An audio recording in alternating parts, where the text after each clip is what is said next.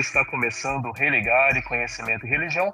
Hoje nós vamos conversar sobre pentecostalismo e política. E aqui comigo está o mestre em Ciências da Religião e pastor da Igreja Assembleia de Deus em Betim, o querido Maurício Marciano Lopes. Bem-vindo, Maurício, ao Religar. Prazer receber você aqui.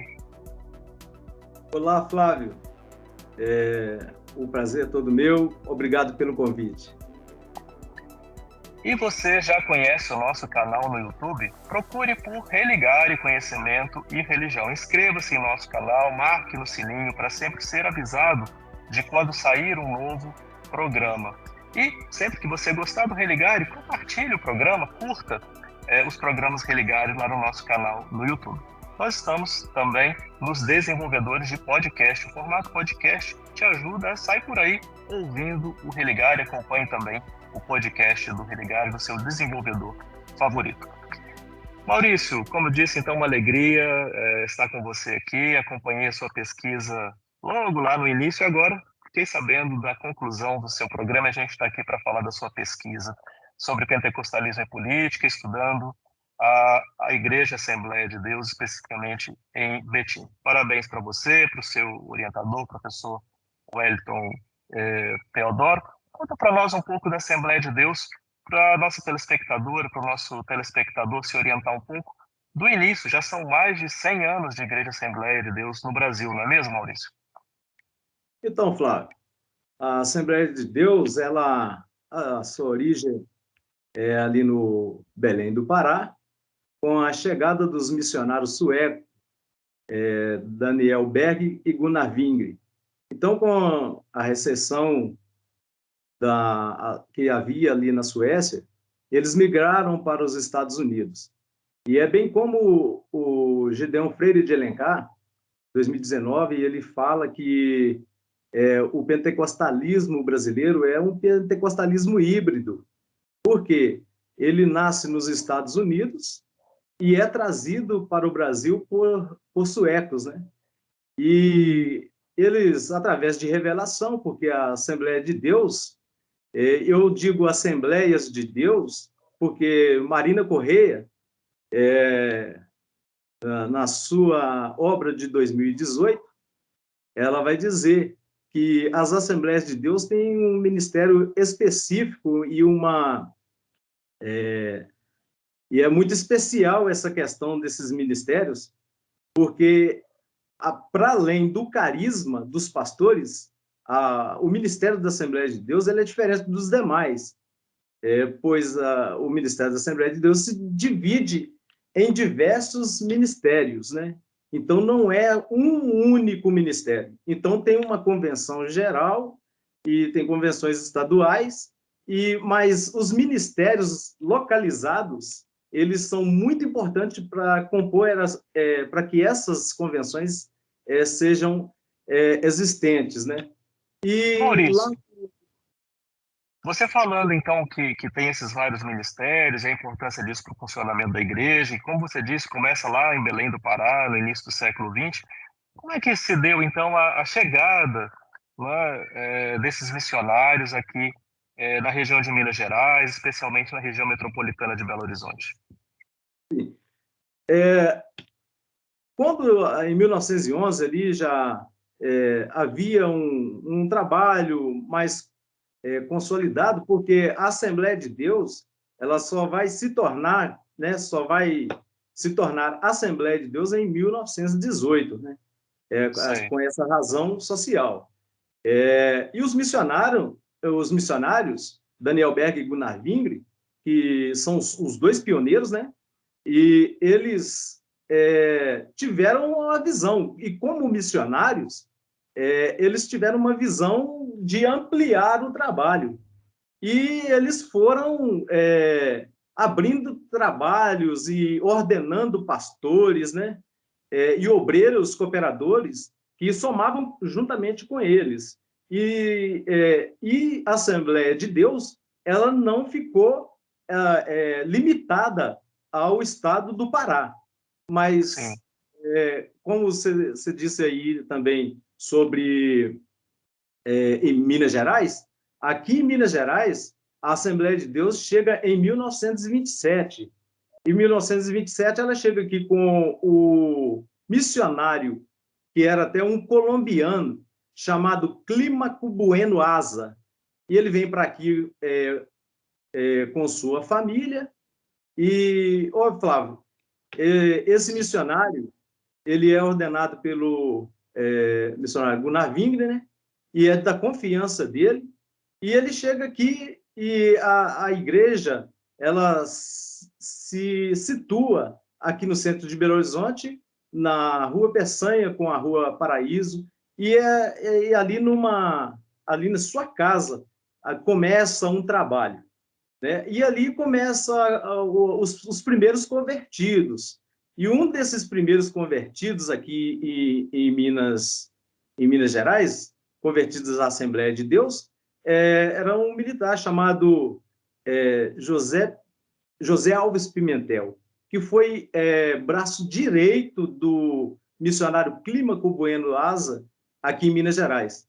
E depois, esse missionário, ou esse pastor, já ordenado pelo missionário Clímaco Bueno Asa, ele foi presidir a Assembleia de Deus de Ipatinga e Fabriciano, ficando por lá por quase 30 anos, né? E com a sua morte assumiu o pastor o pastor Antônio Rosa da Silva, Lá na região. Na região, que ficou por muitos anos, pouco tempo ainda era presidente, hoje é presidente de honra daquele campo Sim. ali de Você Ipatinga. conhece todo mundo, hein, Maurício? Conta para nós de Betim, quando é que a igreja foi, então, se instalar em Betim, que a gente vai conversar mais sobre as relações aí a partir da realidade de Betim, que você pesquisou um pouco mais, né? Sim.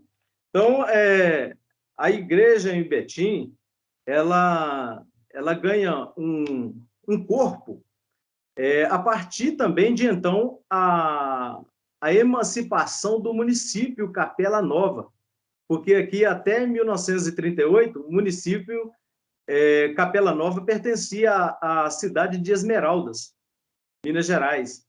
E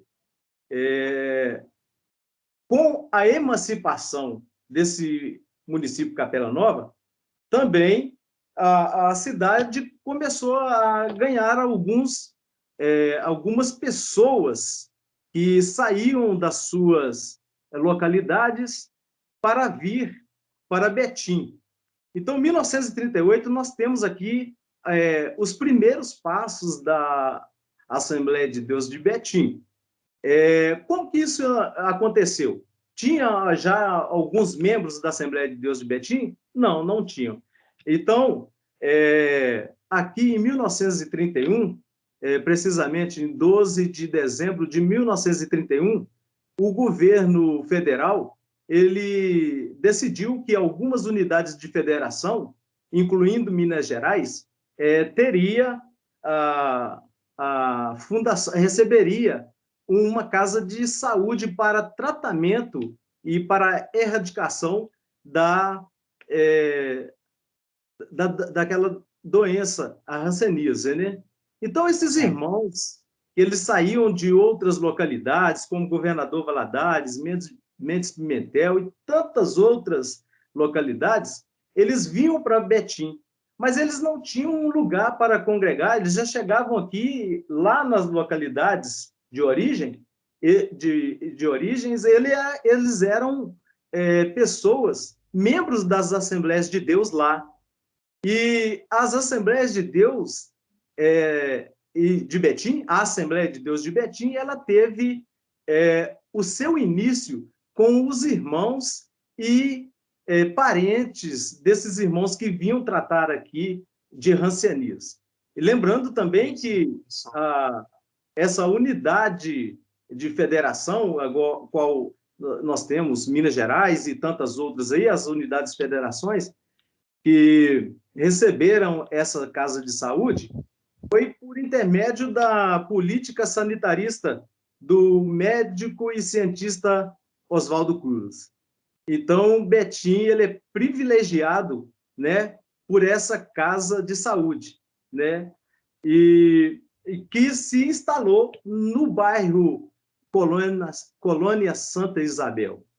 aqui em Betim. Sim. Então, a nossa primeira congregação, ela é construída no bairro Colônia Santa Isabel, que é a gênese de tudo, de todo o trabalho Ali da começou.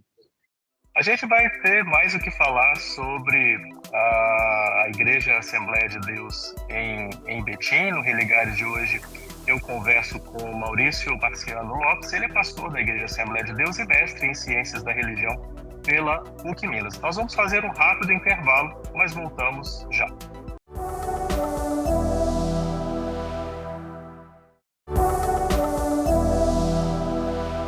Estamos de volta com o Religare, Conhecimento e Religião. Hoje eu converso com o mestre em Ciências da Religião e pastor da Igreja Assembleia de Deus em Betim, Maurício Marciano Lopes. Nós estamos conversando sobre pentecostalismo e política. Na primeira parte da nossa conversa, Maurício, você situou a Assembleia de Deus, sua origem no Pará, vinda para Minas logo no início do século XX, o começo da igreja na cidade de Betim. A gente escolheu para conversar hoje sobre o tema pentecostalismo e política, e a partir da sua pesquisa que estudou a Igreja Assembleia de Deus em Betim. Quando a gente fala da relação entre Assembleia e política, eu acho que é importante a gente começar no interno da própria igreja. Como que é a dinâmica da organização interna nas igrejas Assembleias de Deus e particularmente na congregação que você estudou? Então, hoje nós temos uma dinâmica na Assembleia de Deus de Betim que, antigamente, precisamente nos anos de 1977, foi o ano em que o primeiro vereador, né, o primeiro membro da Assembleia de Deus, ele se candidata ao cargo público aqui para a Casa Legislativa. O nome dele é José Egídio da Silva, que foi eleito vereador em 1977 e também foi presidente da Câmara Municipal aqui em Betim. E hoje ele é o primeiro vice-presidente da Assembleia de Deus de Betim, primeiro vice-presidente vitalício. Então, enquanto ele tiver, enquanto vida tiver, ele é o primeiro vice-presidente vitalício. E ele, na época, não tinha um interesse da igreja em indicar pessoas para os cargos públicos existentes. No caso, os próprios membros sentiam na necessidade, né, de saírem candidatos, de se candidatar.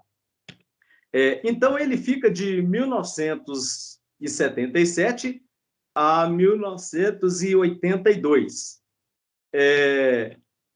Depois, ele é reeleito, né? E com ele, uma vereadora chamada Zelita Oliveira Silva, que é membro da nossa igreja e ainda é membro da nossa igreja aqui em Betim. Ela foi segunda secretária lá na Casa Legislativa durante o seu mandato, cumprido todo o mandato, sendo que o pastor Zé Egídio, ele tem mais o segundo mandato aí, né? Sendo que no primeiro mandato, em 1977, foi o presidente da Câmara.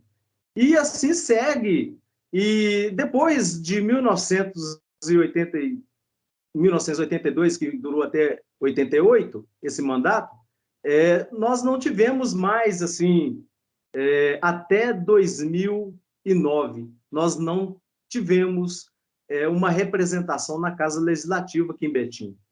E depois, em 2009, o pastor Neemias, filho do pastor, presidente de honra, que hoje é falecido, o pastor José Rodrigues de Araújo. Então, o pastor José Rodrigues de Araújo, ele vê a necessidade que a igreja precisa se inserir na política da cidade. E ele Aí, lança... Hum, aí então a atuação já é mais institucionalizada. A própria sim, igreja entende que precisa ter uma representação. Nas casas legislativas, no executivo ou também em outras instâncias, outras esferas da vida comunitária? Como que é isso para a igreja? sim. Nós tivemos a nossa emancipação em 2006, porque nós pertencíamos à igreja em Belo Horizonte. E é importante ressaltar, Flávio, que a igreja aqui em Betim, ela tem um privilégio, porque o primeiro presidente inserido na galeria dos pastores aqui da Assembleia de Deus de Betim, o primeiro presidente dela foi um sueco, chamado Algotis Venso. Algotis Venso é pai de Frank Svenso, que foi um militar, um militante do Partido Comunista do Brasil, e foi também um arquiteto de grande proporção aí para o país e para os outros países que ele tinha os projetos, né? Sim, Frank Svensson trabalhou com Oscar Niemeyer, foi olha, professor lá na faculdade em Brasília, né? E pastor da Assembleia de Deus, e foi ele que fundou o coral das Assembleias de Deus. Foi um político, né? Foi um político que candidatou a governo do Distrito Federal, não foi eleito, mas deixou aí o seu legado político e também o seu legado eclesiástico, né? E sim. era interessante pensar que o primeiro presidente das Assembleias de Deus de Betim teve o seu filho pastor e político. E o último pastor, né, que hoje nós temos o filho, né, que é uma sucessão familiar, né, como diz a Marina lá no Dinastia, né? E então o pastor José Rodrigues ficou 40 anos presidente aqui do campo. Então ele chegou aqui em julho de 82 e ficou até em julho de 80 em julho de 2022, então 40 anos, né? Ele É um ficou bom aqui. tempo. E deixa o seu filho, que é pastor e político, e já tem essa tendência política, né? E a Assembleia de Deus, naquele tempo, aqueles primeiros membros que se candidatavam não tinham interesse mesmo, porque eles estarem na política, mas a igreja também não os proibia. Mas houve um tempo que a igreja vem pensando em estar participando da vida pública da cidade. Então, o pastor Neemias Araújo, que é o presidente das Assembleias de Deus de Betim, atual, né, filho do pastor José Rodrigues de Araújo, ele, então, ele tem esse projeto político. E hoje, o pastor Neemias, ele tem um projeto também seguido da convenção estadual, que é a CIMADEMIGO, né, que é a Convenção de Ministros e Igrejas da Assembleia de Deus em Minas Gerais, que é a CIMADEMIGO, a qual eu faço parte dessa convenção também. Então, tem aí um projeto por Minas e por Todos, né, que é um projeto, e ele é pré-candidato, hoje ele é pré-candidato ao à Casa Legislativa de Minas Gerais, né, como deputado estadual. Entendo. Essas decisões, então, pelo que eu estou compreendendo da sua exposição, da sua fala aqui no Religário de hoje, ela parte muito da própria pessoa, né? Não existe uma orientação, né, por parte da igreja, ou ela hoje já existe, né? Como é que está a situação hoje com relação a esse entendimento da importância ou da relevância, da pertinência de membros da igreja estarem, exercerem, né, essa atuação no campo, da política? Sim, hoje há uma orientação, até a partir da Convenção Geral das Assembleias de Deus, né, que as orientações partem dos seus líderes, Esse líder é o pastor presidente da igreja. O pastor presidente da igreja ele tem uma diretoria que o assiste. Essa diretoria ela vai poder estar assinando para prosseguir com o projeto ou para interromper esse projeto. Mas como é um projeto que visa não somente a organização Assembleia de Deus, como também para a sociedade, porque o pastor Neemias, enquanto vereador, ele exerceu o mandato de 2009 a 2013, né? Então, na segunda Bienal, que foi de 2011 a 2012, ele foi presidente da Câmara. Ele entrou até por uma questão de presidente de conciliação. Sim. Então, o pastor Neemias, antes, ele foi vice-presidente na primeira Bienal. Então, de 2009 a 2010, 2011, ele é vice-presidente ao lado do Beto do Depósito. E depois ele é eleito presidente da Câmara. E o que a gente pensa e o que eu vejo, e ele, na época, lançou a Revista do Legislativo, que é uma revista que entra para a minha pesquisa, né? E ali a gente vê que o projeto de candidatos da Assembleia de Deus de Betim não beneficiou a igreja, e sim a comunidade, porque ele trabalhou para toda a comunidade. Isso aí é uma coisa visível, porque consta nos autos, né? Ali os arquivos e que a gente teve acesso. Então, toda a comunidade, católicos, espíritas, matriz africana, todos foram beneficiados pelos projetos que ele propôs ali em votação. E aqueles que eles colocaram em votação e ele teve um comum acordo com ele. Muito bem.